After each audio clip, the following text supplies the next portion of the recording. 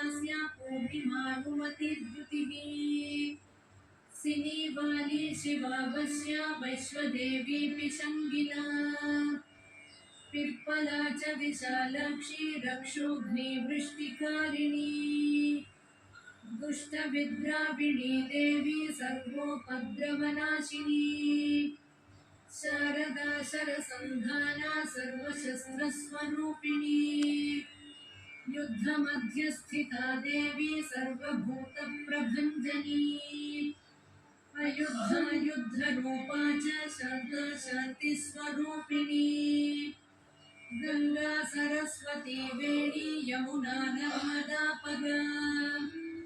समुद्रवसना वासा ब्रह्मांड श्रोणि मेखला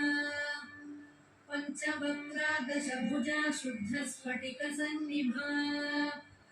रक्ता कृष्णा सिता पीता सर्ववर्णा निरीश्वरी कालिका चक्रिका देवी सत्या कुबटुता स्थिता तरुणी वारुणी नारी ज्येष्ठा देवी सुरेश्वरी